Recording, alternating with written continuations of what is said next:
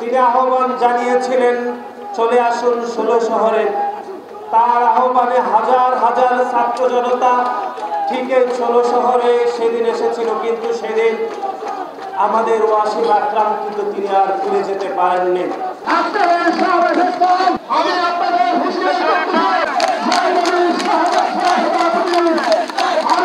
নতুন যে রাজনৈতিক দল গঠিত হয়েছে তাদের উদ্দেশ্যে আমরা বলতে চাই, এরকম একটি গুরুত্বপূর্ণ দিনে আপনারা নির্বাচনী প্রচারণার অংশগ্রহণের জন্য সন্ত্রাস কবলিত গোপালগঞ্জে যাওয়া কোনোভাবে সমীচীন হয়নি বলে আমরা মনে করি। এবং আপনারা জানেন, নতুন যে রাজনৈতিক দল গঠিত হয়েছে সেই রাজনৈতিক দলের এখনো কর্মী সংখ্যা কিন্তু খুব বেশি নয়।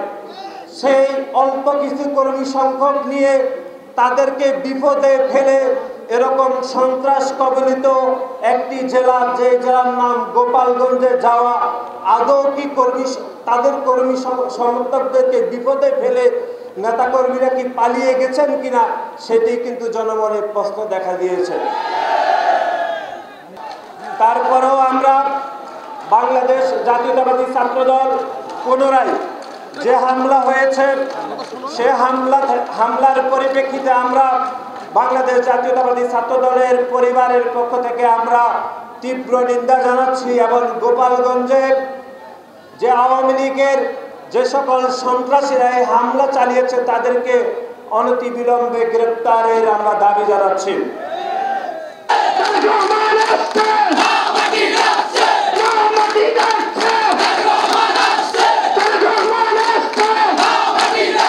অনুষ্ঠানে আমরা 21 শতক উপযোগী একটি মেধাভিত্তিক ছাত্র রাজনীতি বিনির্মাণ করার জন্য আমাদের সাংগঠনিক কাঠামোগুলোকে আমরা পরিবর্তন করছি, আমরা ঢেলে সাজাচ্ছি।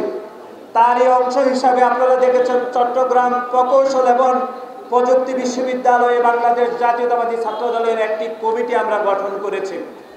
সেই কমিটিকে কেন্দ্র করে গুপ্ত সংগঠন ছাত্র শিবিরের সন্ত্রাসীরা কথিত সাধারণ শিক্ষার্থীর বেশে চট্টগ্রাম প্রকৌশল প্রযুক্তি বিশ্ববিদ্যালয়ে যে মব তৈরি করেছে, আজকের এই সমাবেশ থেকে আমরা তার তীব্র নিন্দা এবং প্রতিবাদ জানাচ্ছি।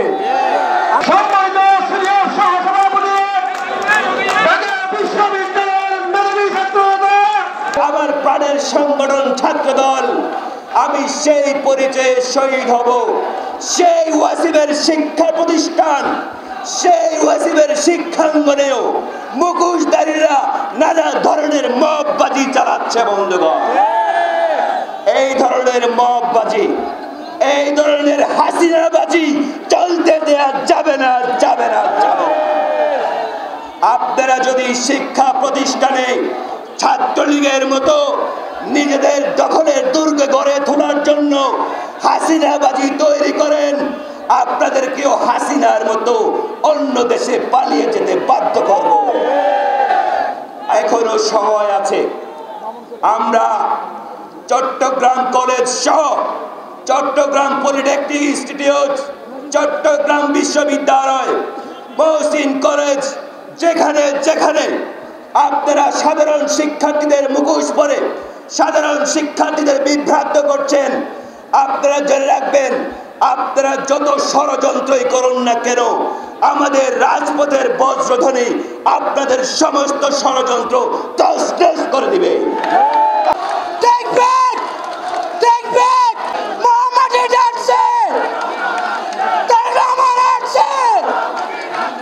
আমাদের যে ছাত্রদলের ভূমিকা সর্বোচ্চ ছিল তার বহিঃপ্রকাশ হচ্ছে নতুন বাংলাদেশ। রাজনীতি করার অধিকার সকলের আছে, কিন্তু কিছু গোপন সংগঠন, বট বাহিনী তাদের জুলাই আন্দোলনকে যেভাবে তাদের নিজস্ব সম্পত্তি হিসেবে ব্যবহার করছে, তাতে তারা ভুল করছে। রাজনীতি আমাদের সকল জনগণের অধিকার।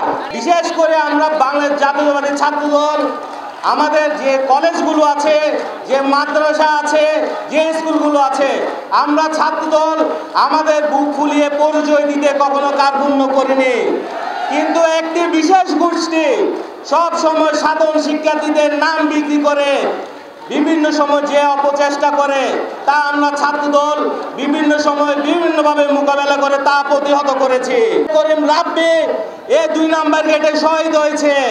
আমাদের তানভীর সিদ্দিকীও বুকের তাজা রক্ত দিয়ে এই 24-এর আন্দোলনে শহীদ হয়েছে। আমরা কি তাদের রক্তের সাথে বেইমানি করতে পারি? আমরা জাতীয়তাবাদী ছাত্র দল কখনো আমাদের শহীদ ছাত্র নেতাদের সাথে বেইমানি করতে পারবো না। আমরা তাদের রক্তের বিনিময়ে তারা যেভাবে দেশের জন্য যুদ্ধ করে এই বাংলাদেশকে নতুন রূপ দিয়েছে তা আমাদের স্মরণ রেখে সামনে সকল শত্রুদের সাথে মোকাবেলা করার জন্য আমাদের প্রস্তুত থাকতে হবে। আমরা ছাত্রদল সব সময় রাজপথে আছি, রাজপথে থাকব এবং সকল শত্রুদের সাথে মোকাবেলা করে সামনের দিকে এগিয়ে যাব।